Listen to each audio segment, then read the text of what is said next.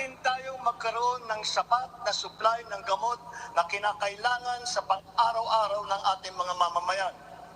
Sinimulan ko na ang pakikipag-usap sa mga kumpanya ng gamot dito sa Pilipinas at sa ibang bansa. Hinihikayat natin na buksan nila ang merkado upang bumaba ang presyo ng gamot.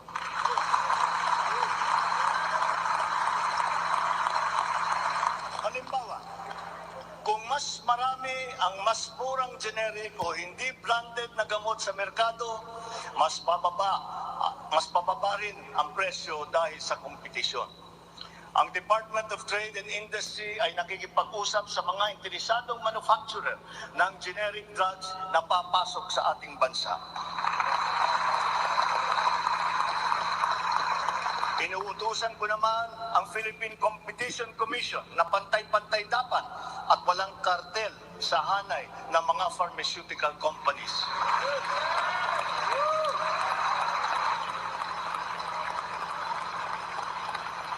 Dahil kapag bukas ang merkado, bababa ang presyo ng gamot para mapakinabangan ng ating mga mamamayan.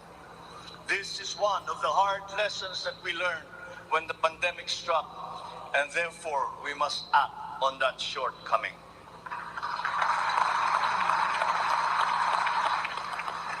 In the educational sector, I believe it is time for our children to return to full face-to-face classes once again. Wow, ang ganda ni Inday Sara.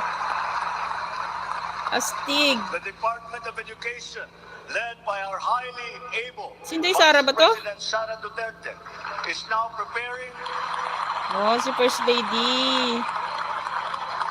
is Ang now ganda ni preparing Inday for its Sara. implementation in the upcoming school year, with utmost consideration for the safety of students as we are still in the middle of the COVID-19 pandemic.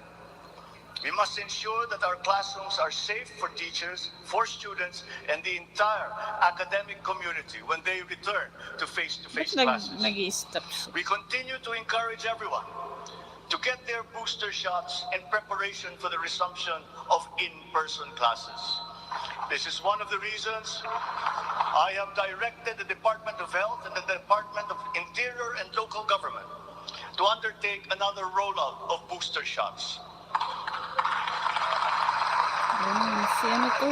Anak ni Amy.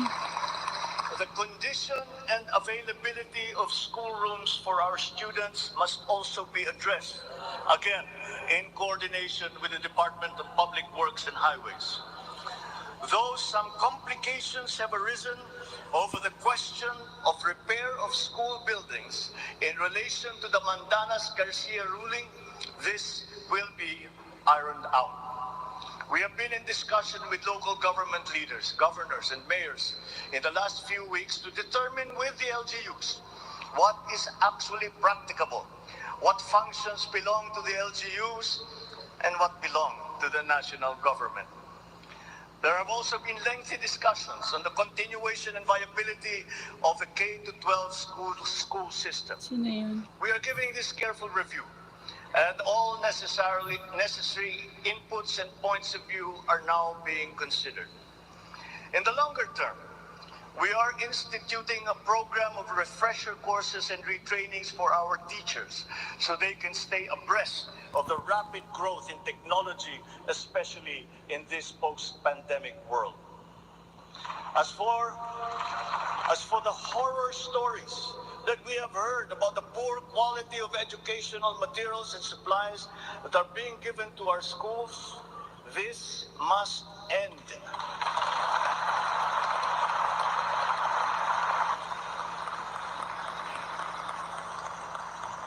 Our children must always be equipped with the best that we can provide. Ang edukasyon ay ang tangi nating pamana sa ating mga anak na hindi mawawaldas. Kaya anumang gastusin sa kanilang pag-aaral ay hindi tayo nagtitipid. Hindi rin tayo nagtatapon. And once again, I am not talking about history or what is being taught. I am talking about materials that are necessary for effective teaching in this day and age. Children now need connectivity to the internet. They need devices to use. They need computers, educational tools. Yo, Papa Sandro. So that they might participate fully in the digital Kala ko community naiiyak here siya, and abroad. nagmumuta pa.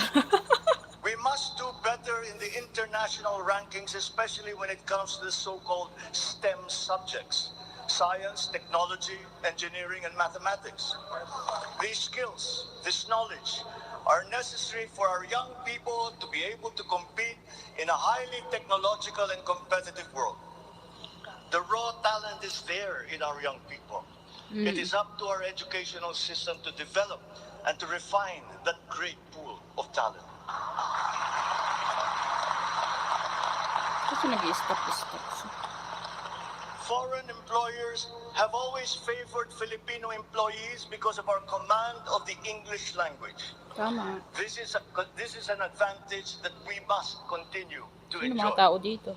The internet has now become the global marketplace, not only for goods, services, but also for ideas, even extending to our own personal interactions. And the language of the internet, for better or for worse, is English. Therefore, the question of our medium of instruction must be continuously re-examined to maintain that advantage that we have established as an English-speaking people.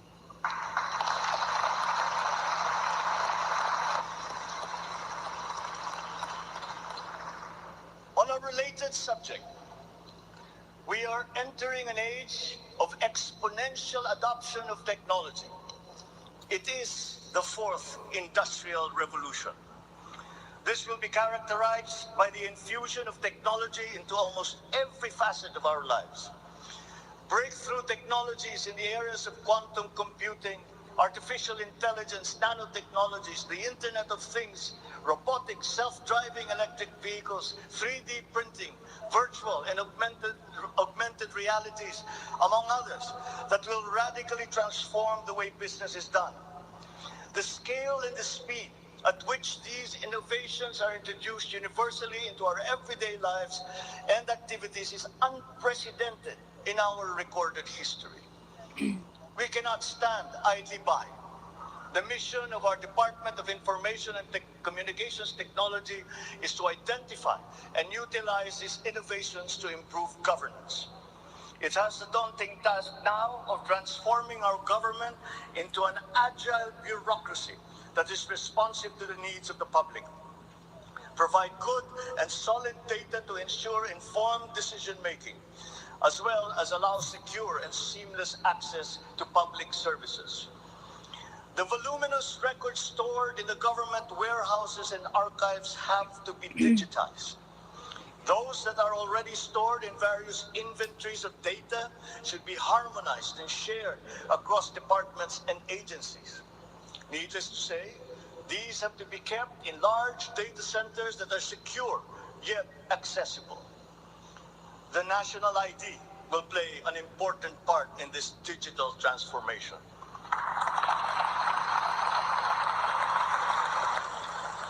For citizens to be able to seamlessly transact with government, their Shout out sa identity isang must be easily viewer natin verifiable. dyan. Sino kaya to? We expect to issue 30 million physical IDs and 20 million digital IDs by the end of this year. Wow. The target is to accomplish the issuance of about 92 million IDs Ganito. by the middle of next year. As the world moves into rapid digitalization, the digital divide will become more pronounced. The depth and breadth at which these technologies will be transformative in our lives is fully expected. This will open new opportunities for the creation of wealth, but will also likely create inequalities. Hence, universal connectivity will be a vital component in order to ensure that no citizen is left behind.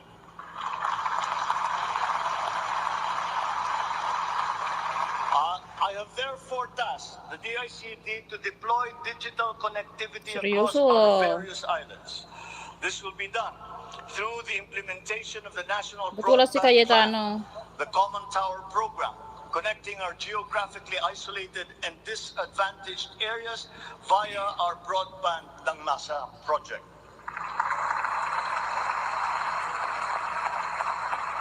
All relevant modes of digital transport should be utilized. These may be through a combination of terrestrial or submarine fiber optics, wireless, and even satellite technology. As our Public Service Act has opened the Kala ko doors si Gordon. and removed the restrictions on foreign investment, we foresee an increase in direct investment of overseas players. This will translate into better quality, availability, and affordability of telecommunication services all over the country. We come now to infrastructure.